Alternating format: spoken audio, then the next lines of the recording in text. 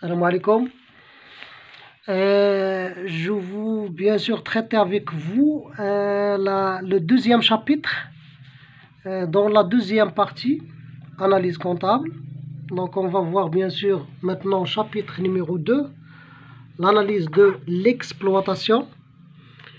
Bien sûr, en bref, on a premièrement le tableau de formation de résultats, le TFR.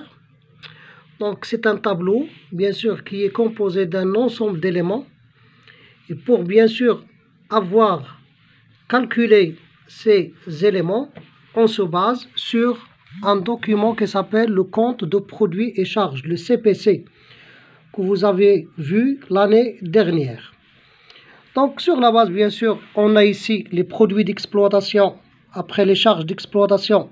La différence entre les deux, ça va donner le résultat d'exploitation. Produits financiers moins charges financières donne le résultat financier. Le résultat d'exploitation plus le résultat financier donne le résultat courant. Produits non courants moins charges non courantes donne le résultat courant, non courant, pardon. Alors le résultat courant plus le résultat non courant donne ce qu'on appelle le résultat avant impôt. Et après, on déduit l'impôt sur le résultat pour avoir le résultat net. Ce sont des notions que vous avez déjà vues.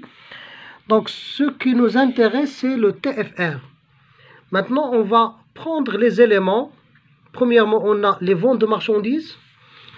Donc, bien sûr, sur la base de CPC, on n'a rien sur les ventes de marchandises. Donc, on met tiré.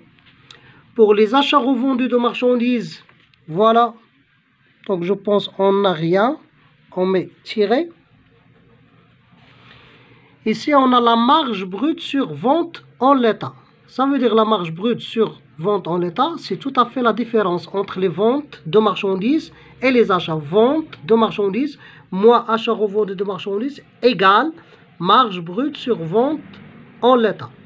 Donc, puisqu'on n'a pas les ventes et les achats, donc la marge elle est néant. Après, on calcule la production de l'exercice. La production de l'exercice, elle est composée de 3 éléments normalement. Donc, elle est composée de vente de biens et services produits, variation des stocks de produits et mobilisation produite par l'entreprise pour elle-même.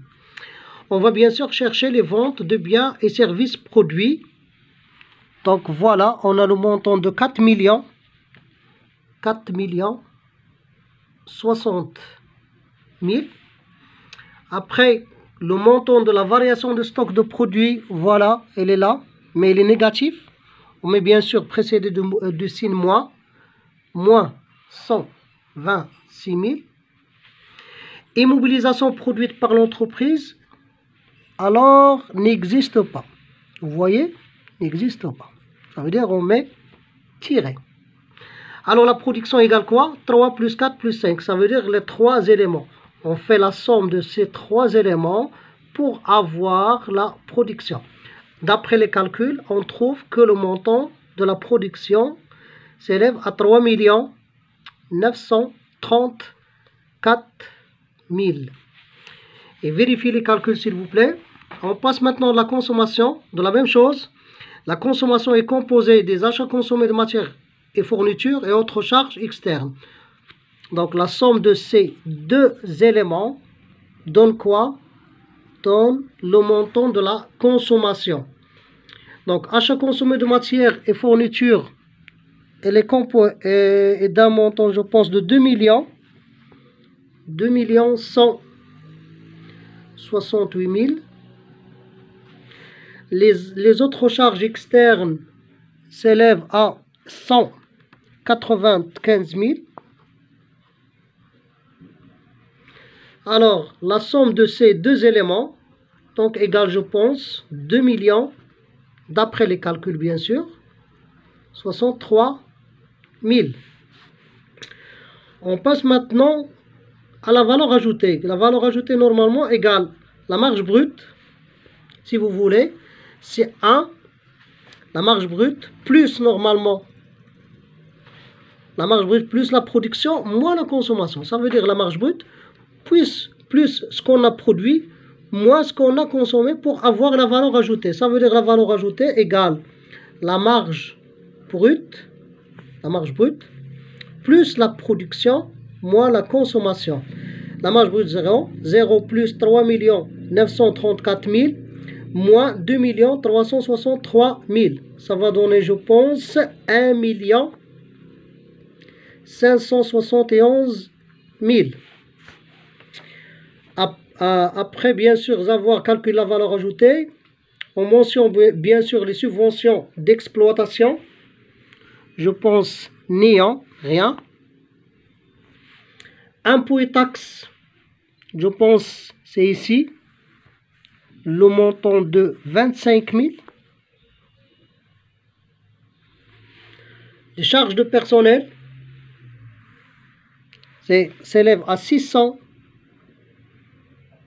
000.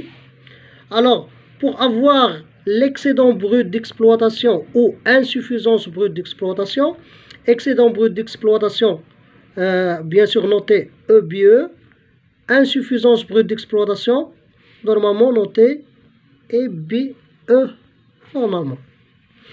Alors, pour calculer l'excédent ou l'insuffisance, on va prendre la valeur ajoutée, qu'on a déjà calculée, plus les subventions, moins les impôts et taxes, moins les charges de personnel. C'est le solde est positif, on parle de l'excédent brut. Si le solde calculé est négatif, on parle de l'insuffisance brute d'exploitation. Donc, on va faire bien sûr les calculs. 1 571 000 plus 0 moins 25 000 moins 620 000, ça va donner bien sûr un montant positif, bien sûr, de 926 000. Ça veut dire on n'a pas d'insuffisance. Bien sûr, soit on a un excédent à insuffisance, on ajoute les autres produits d'exploitation, on déduit les autres charges d'exploitation, bien sûr, on ajoute les reprises d'exploitation, transfert de charges, et on déduit encore les dotations d'exploitation pour avoir le résultat d'exploitation. Bien sûr, on met le montant des autres charges d'exploitation. Les autres produits d'exploitation s'élèvent à combien? 15 000, n'est-ce pas?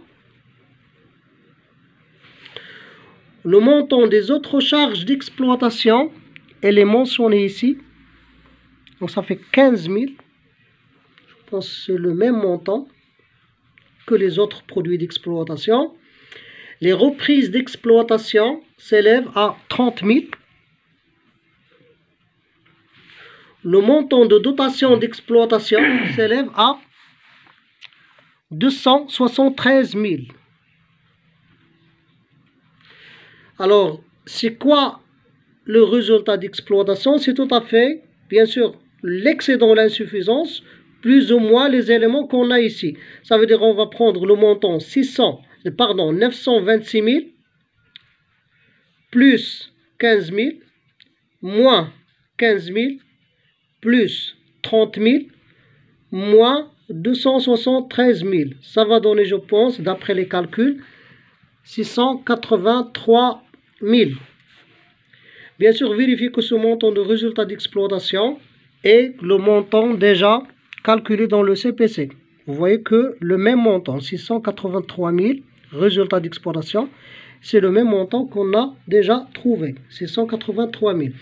Le résultat financier, donc c'est un élément déjà calculé ici. Donc c'est moins 115 000.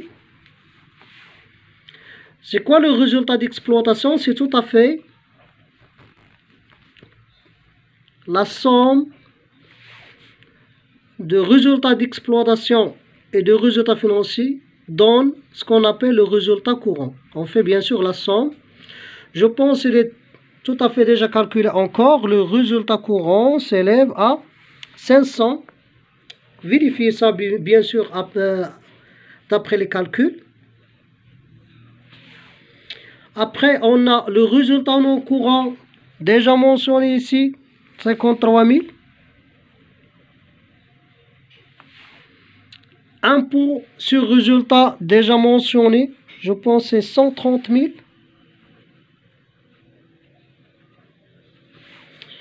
Et bien sûr, pour avoir le résultat net, le dernier élément de TFR, le résultat net, c'est tout à fait le résultat d'exploitation qu'on a déjà calculé, le dernier élément calculé, plus ou moins ici, s'il vous plaît, ça veut dire, si le résultat non courant est positif, on l'ajoute, s'il est négatif, on le déduit, ça y est.